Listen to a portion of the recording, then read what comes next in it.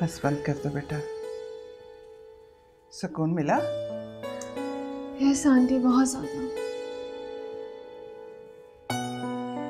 पता है, जब औरत इस हाल में होती है ना, तो उसको ज़हनी तौर पे पुरसुकून रहना चाहिए। ऐसे बच्चा ज़हीन और नर्म मिजाज का पैदा होता है। मुझे याद है आंटी, मामा भी हर वीकेंड पे यूं ही मेरे बालों में मसाज किया करती थी। मैं पढ़ने में बहुत अच्छी होती थी, मेरे बाल भी बहुत मजबूत और हसीन थे। सच मुझे ऐसा लग रहा है जैसे मामा मेरे बालों में मसाज कर रही हैं। वही मोहब्बत, प्यार भरा एहसास।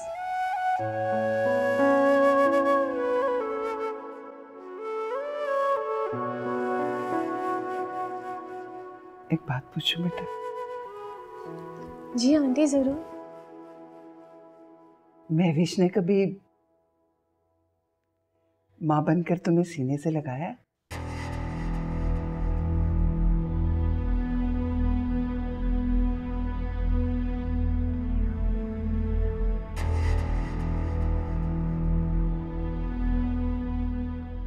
क्या हुआ बेटा?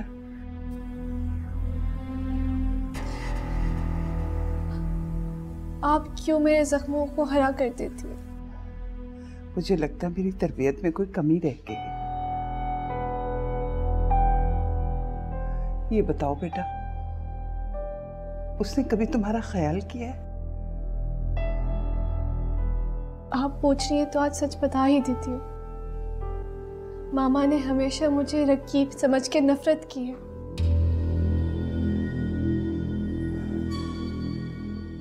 रकीब? बेटी, माँ की रकीब कैसे हो सकती है? मैंने खुद सुना। मामा फैसल को कह रही थी कि राइमा की वजह से हम दोनों जुदा हो गए। बस कर दो, बस कर दो बेटा, चुप हो जाओ। आपको भी मेरा सच झूठ लगा ना? नहीं, मुझे तो अपने आप से घिन आ रही है। मैंने ऐसी बेटी को जन्म ही क्यों दिया?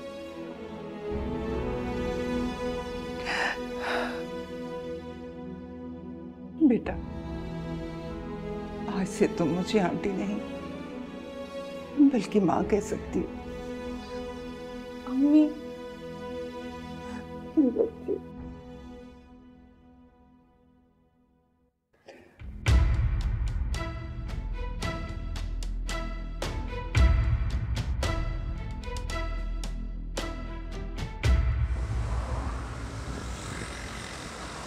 वालिदैन से तर्क ताल्लुक गुनाह है।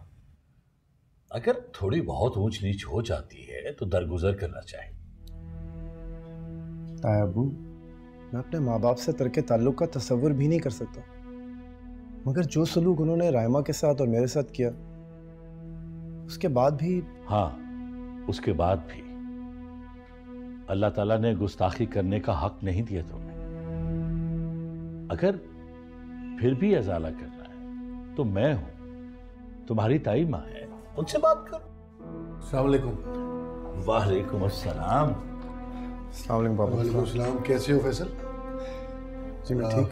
राइमा कहाँ है? मैं अपना भाई अजीम, आप अकेले आए हो? वो महविश बेटी नहीं आई साहब? वो एक्चुअली मैं राइमा को लेने आया हूँ। ओ बेटा, जब भी आते हो उजलत में आते हो।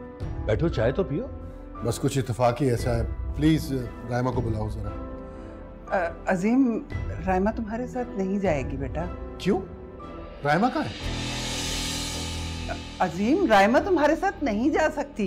सीनत, आहिस्ता बोलो। राइमा का बाप है अजीम। उसकी तबीयत ठीक नहीं है बेटा। इस तरह तो उसकी तबीयत और बिगड़ सकती है, कभी यहाँ कभी वहाँ।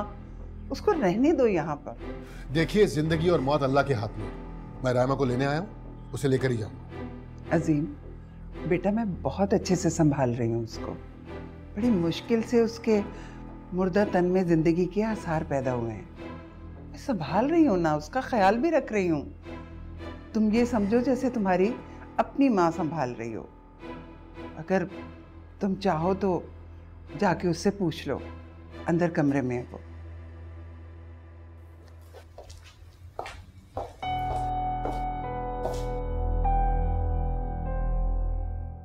दानिश, दानिश मैं संभाल रही हूं ना उसे। अजीम को मना करो कि रायमा को मत लेकर जाए, यही रहने दे। बेटा इससे उसकी और तबीयत खराब होगी। आप लोग क्यों नहीं समझ रहे मेरी बात?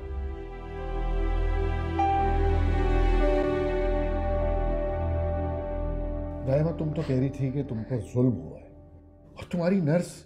पापा वो औरत फैसल की अम्मी से पैसे लेती थी। बल्किस आंटी ने खरीद लिया था उसे। क्या? उसने मुझे खुद बताया, और मैं आपके साथ नहीं जाऊंगी। क्यों नहीं जाओगी? वो तुम्हारा घर है, तुम्हारी मामा का घर है। मैं आपके साथ नहीं जाना चाहती। मैं नहीं चाहती कि आपका घर उजड़े। ज़ीनत आंटी मेरा बहुत ख्याल रखती है। महविश की मामा है, लेकिन मुझे भी अपनी बेटियों की तरह समझती है। लेकिन मैं नहीं चाहता कि तुम यहाँ रहो। महविश कल को एहसान जताएगी कि मेरी माँ ने कितनी खिदमत की है।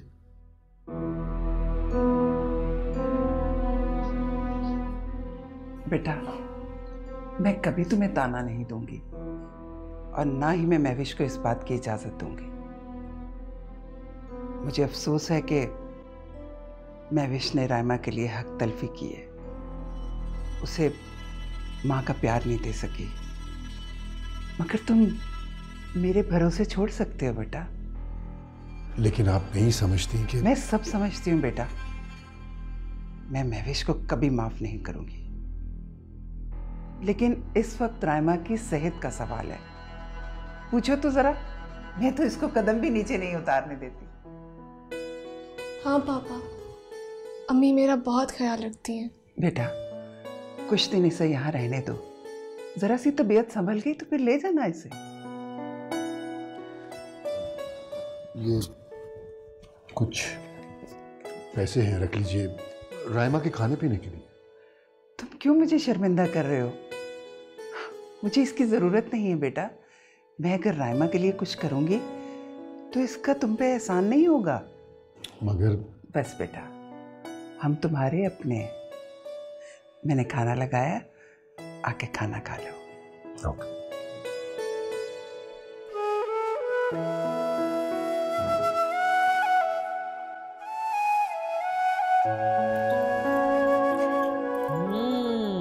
क्या बन रहा है?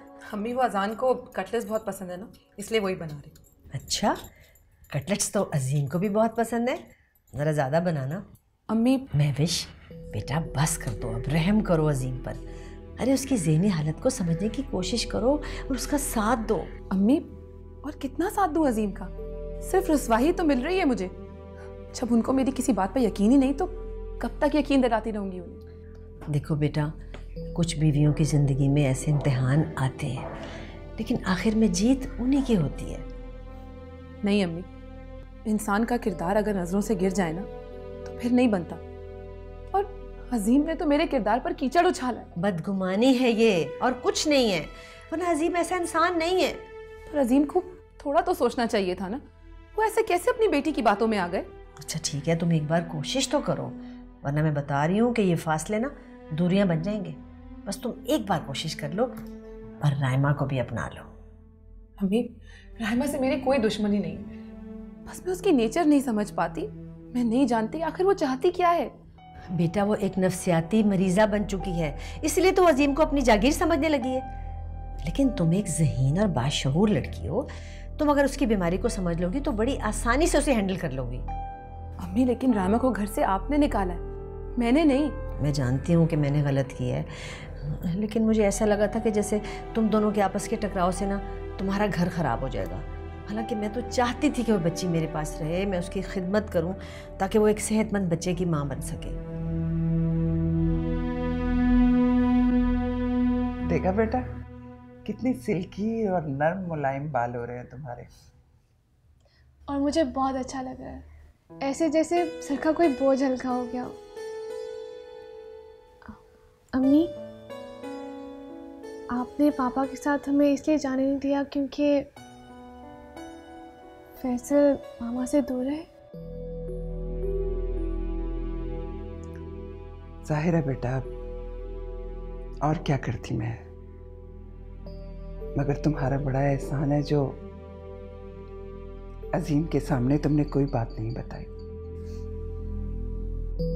मैं तो हमेशा से यही चाहती हूँ कि पर्दा पड़ा रहे, वरना शायद पापा खुदकुशी ना कर ले। अल्लाह ना करे बेटा, अल्लाह दुश्मन के वार से सबको महफूज रखे। आप लोगों को फैसल और मामा की शादी करवा देनी चाहिए थी। मामा उम्र में बड़ी थी तो क्या हुआ, वो दोनों एक दूसरे से मोहब्बत तो करते हैं ना। मगर बेटा दोनों ने कभी ख्वाहिश का इजहार ही नहीं किया। ना महविश ने मुझे कुछ कहा, ना फैसल ने अपने माँ बाप से कुछ कहा। ये तो सिर्फ शक की।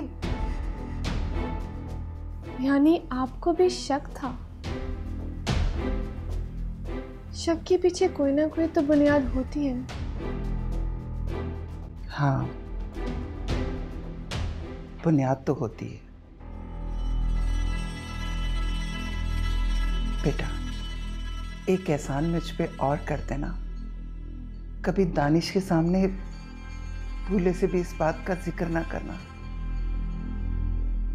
वरना दानिश जीते जी मर जाएंगे।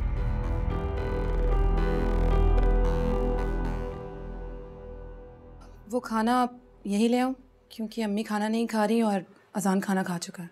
और तुम? मुझे भूख नहीं है। कहीं बाहर चल के खाना खाएं? अजान सो रहा है, मैं उसे छोड़कर नहीं जा सकती। अच्छा यहाँ आओ, जरा बैठो मेरे पास। अजीम आपका खाना। अजान तो सो गया ना, और मैं कभी भी खाना खा लूँगा। वैसे भी मुझे भूख नहीं है, जीनत आंटी ने मुझे काफ़ी कुछ खिलाया था।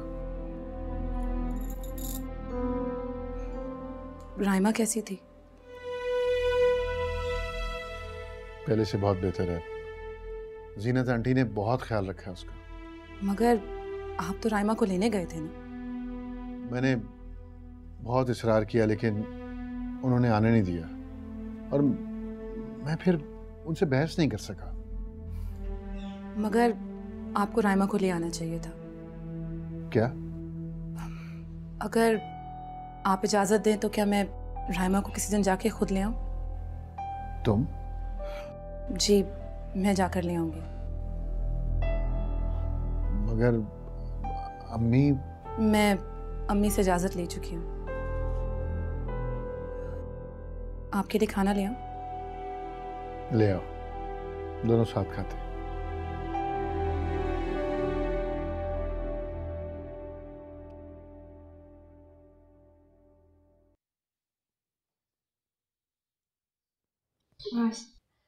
अम्मी आप तो चंद दिनों में मुझे गुप्पा बना देंगी। अरे नहीं बनती तुम गुप्पा, तुम देखना मैं तुम्हें और तुम्हारे बच्चे को कैसे स्ट्रांग बनाती हूँ। ताई अम्मी, कहीं ऐसा ना हो कि आप राइमा को बिल्कुल ही कायल बना दें। अरे नहीं बेटा, राइमा तो देखना कितनी अच्छी माँ साबित होगी, क्योंकि ये और माँओं से ज़्यादा तकलीफ उठा रही है अपने बच्चे के लिए। जी ये तो है। ओहो, अरे मैं तो चूल्हे पे दूध रख के आई थी, वो सारा गिर गया होगा। तुम बेटा ये ख़त्म कर लो जल्दी से, मैं दूध देख के आती हूँ, ठीक है?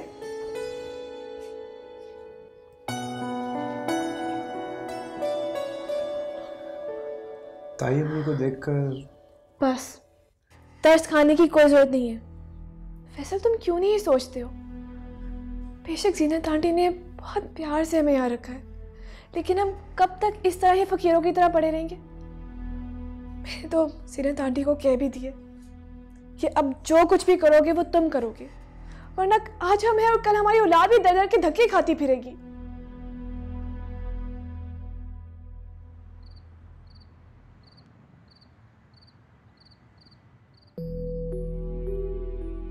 आप पूछ रही है तो आज सच बता ही देती हूँ।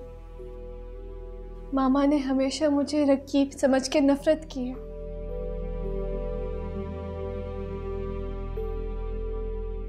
मामा फैसल को कह रही थी कि राइमा की वजह से हम दोनों जुदा हो गए। नहीं नहीं नहीं। अरे क्या हुआ जीनत? तुम अभी सोई नहीं?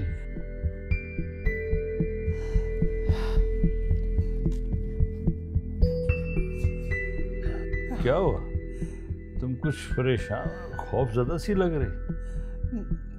बस ऐसे ही तबीयत घबरा रही थी, दिल घबरा रहा था। तुम्हारी तबीयत तो ठीक है? हाँ। सीनत, वाकई तुम्हारी तबीयत ठीक नहीं है। तुम्हारे हाथ ठंडे हो रहे हैं। नहीं, मैं ठीक हूँ। मैं जरा बाहर जा रही थी ताज़ा हवा लेने के लिए। ठहरो, चलो मैं तुम्हारे साथ चलता हूँ, बाहर अंधेरा। नहीं नहीं, आप सो जाइए। आपको सुबह जल्दी उठना होगा ना। मैं भी आती हूँ। आप सो जाइए। अच्छा ठीक है, जल्दी आ जाओ।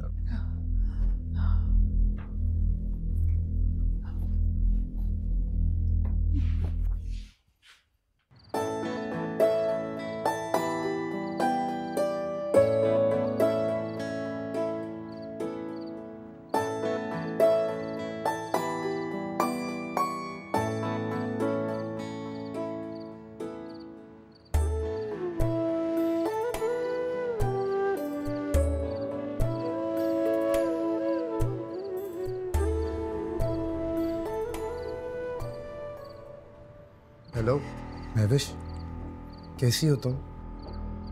तुम्हें बहुत मिस कर रहा था। इतने दिन हो गए तुमसे बात किए हुए, तुम्हारी आवाज़ सुने हुए, तुम्हें देखे हुए।